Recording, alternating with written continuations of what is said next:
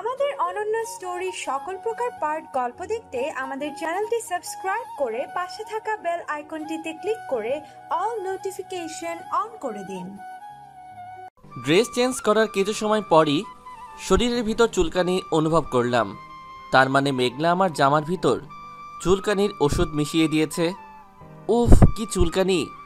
চুলকানির জন্য শরীর একদম জ্বলে পড়ে যাচ্ছে। আল্লাহ বাঁচাও আমারে! আমি সোজা ওয়াশরুমে চলে গেলাম। ওয়াশরুমে গিয়ে শাওয়ার নিলাম।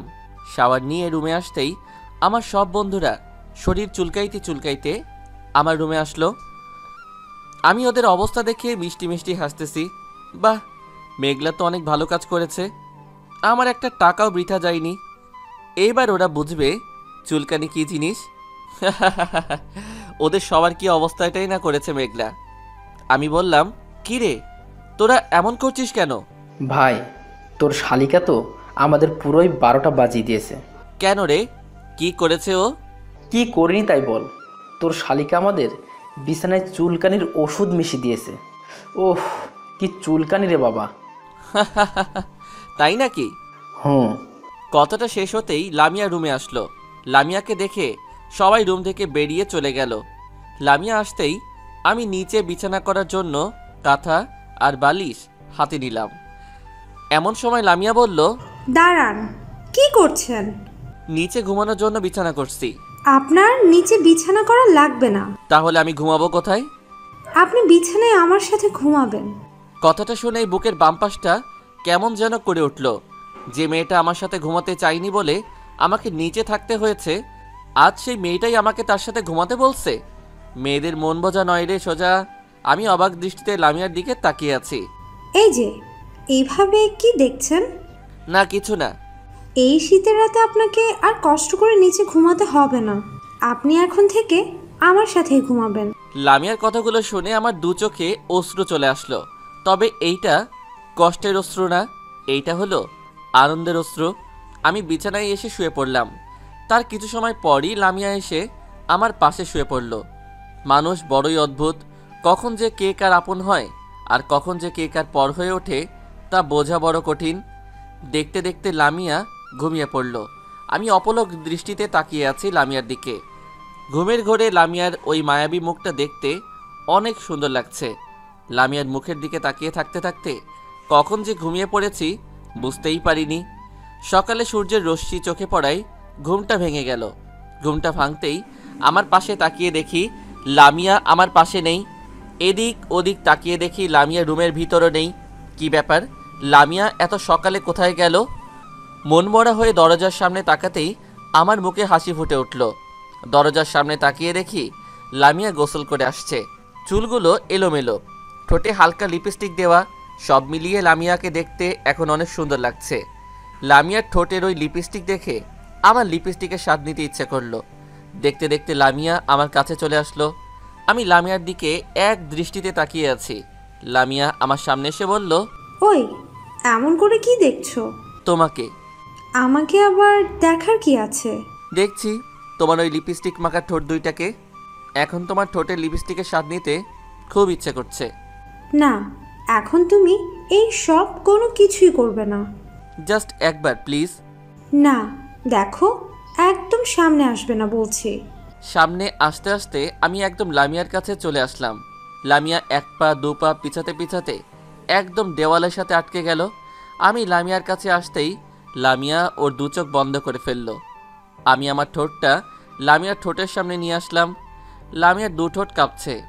আমি আমার ঠোঁটটা লামিয়ার ঠোঁটের সামনে নিতেই কারোর ডাকে চমকে উঠলাম। তাকিয়ে দেখি মেঘলা দাঁড়িয়ে আছে।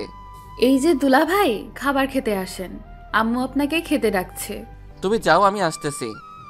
তাড়াতাড়ি আসেন, শুধু কিস খেলে পেট ভরবে না। কথাটা বলেই মেঘলা মিষ্টি মিষ্টি হাসতে হাসতে রুম থেকে বেরিয়ে গেল। মেঘলা বেরিয়ে যেতেই আমি আবারও লামিয়ার দিকে আসলাম। এমন সময় লামিয়া আমাকে ধাক্কা দিয়ে বিছানায় ফেলে দিয়ে হাসতে হাসতে রুম থেকে বেরিয়ে চলে গেল। এটা কি হলো? লামিয়ার কাছে আসার যে একটা সুযোগ পেয়েছিলাম তাও মেঘলার জন্য মিস হয়ে গেল। তারপর আমি ফ্রেশ হয়ে খাবার রুমে চলে আসলাম। সেখানে এসে দেখি আমার সব বন্ধুরা আমাকে রেখেই খেতে বসে গিয়েছে। শালারা এক একটা কিভাবে খাচ্ছে দেখেন, গরু মনে হয় ওদের মতো করে খায় না। আমি গিয়ে বসার কিছু সময় পর ওদের সবার খাওয়া হয়ে গেল। ওরা যার যার মতো করে রুমে চলে গেল। এমন সময় লামিয়া খাবার রুমে আসলো। সেখানে এসে লামিয়া আমার পাশে এসে বসলো। মেঘলা আমাদের দুজনের জন্য প্লেটে খাবার বেড়ে দিল। আমি খেতে শুরু করলাম। লামিয়া খাচ্ছে না, শুধু আমার দিকে রাগী লোক নিয়ে তাকিয়ে আছে। কিছু সময় পর পায়ের উপর একটা আঘাত অনুভব করলাম। নিচে তাকিয়ে দেখি লামিয়া ওর পা দিয়ে আমাকে আঘাত করেছে। আহ! দুলাভাই কি হলো? ট্রাকের একটা চাকা পায়ের উপরে উঠেছে। দুলাভাই আপনি এখানে ট্রাক পাইলেন কোথায়? তোমার আপুর পা একটা ট্রাকের চাকার থেকে কম কি? কি বললে তুমি? কই কিছু না তো। আমাকে না খাইয়ে দিয়ে তুমি খাচ্ছ কেন? এখন তোমাকে আমি খাইয়ে দিতে পারবো না। খাইয়ে দিতে পারবে না তাই না? দাঁড়াও। বলেই লামিয়া পা দিয়ে দ্বিতীয় আঘাত করলো। আহ! কে বললো খাইয়ে দেব না? দিচ্ছি তো, হা করো।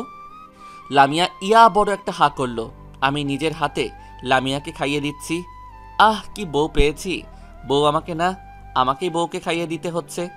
মেঘলা আমার অবস্থা দেখে মিষ্টি মিষ্টি হাসছে। তখন আমি বললাম, মেঘলা তুমি খেয়েছো?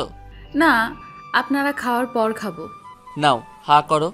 না দুলাভাই আপনারা খান, আমি পরে খাবো। হা করো বলছি।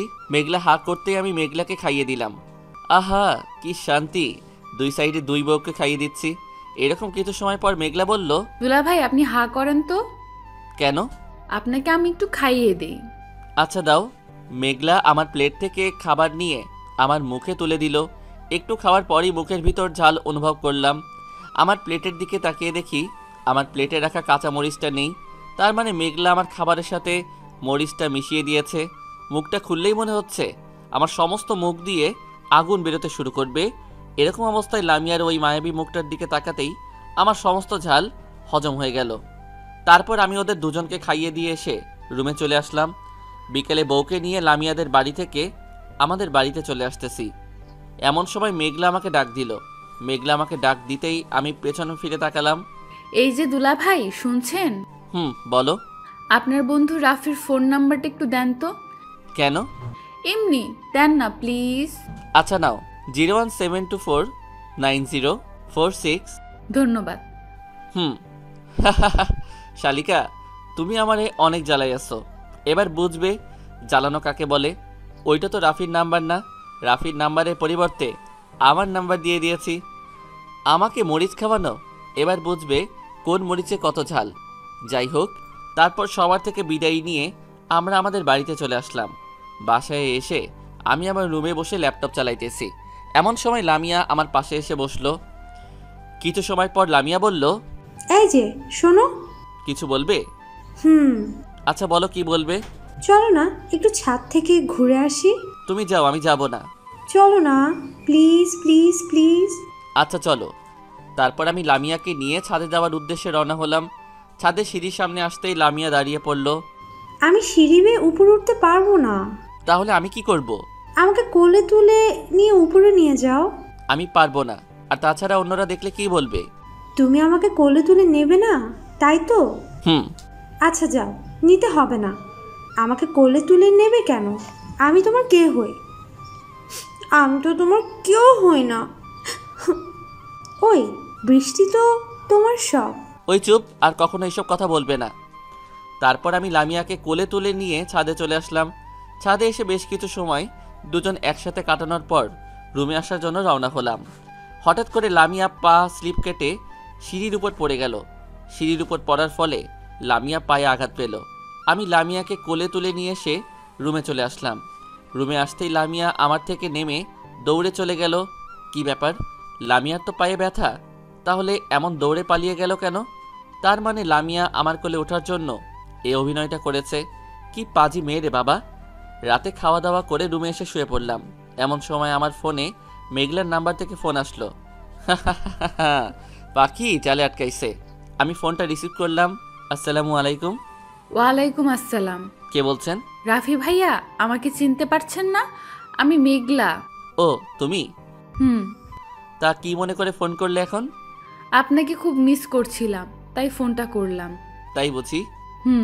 কি করেন এখন? এই তো শুয়ে আছি। তুমি কি করো? আমিও শুয়ে আছি। এরকম আরো কিছু সময় কথা বলার পর ফোনটা রেখে দিলাম। ফোনটা রেখে দেওয়ার পরপরই লামিয়া রুমে চলে আসলো। লামিয়া রুমে এসে সোজা আমার পাশে শুয়ে পড়লো। তারপর আমরা দুজন একসাথে ঘুমিয়ে পড়লাম। সকালে ঘুম থেকে উঠে দেখি লামিয়া আমার বুকের উপর শুয়ে আছে। আমি কোনো কিছুই বলছি না, শুধু লামিয়ার ওই মায়াবী মুখটার দিকে তাকিয়ে আছি। এমন সময় লামিয়া ঘুম থেকে উঠে পড়ল। ওই, এইভাবে তাকিয়ে আছো কেন? তোমার ওই মায়াবী মুখটাকে দেখছি। এভাবে দেখবে না, আমার খুব লজ্জা করে। তো কিভাবে দেখব? জানি না। তোমার ওই গোলাপি ঠোঁট দুটাকে চুষে খেতে খুব ইচ্ছা করছে। না, এখন না, প্লিজ। এখন আমি তোমার কোনো বাধাই মানব না। কথাটা বলেই আমি আমার ঠোঁট দুইটা লামিয়ার ঠোঁটের সামনে নিয়ে আসলাম। আমি যত লামিয়ার কাছে আসছি, লামিয়া তত জোরে জোরে নিঃশ্বাস ফেলছে। আমার ঠোঁট দুইটা লামিয়ার ঠোঁটের সাথে লাগাতেই লামিয়ার নিঃশ্বাস আরও দ্বিগুণ বেড়ে গেল।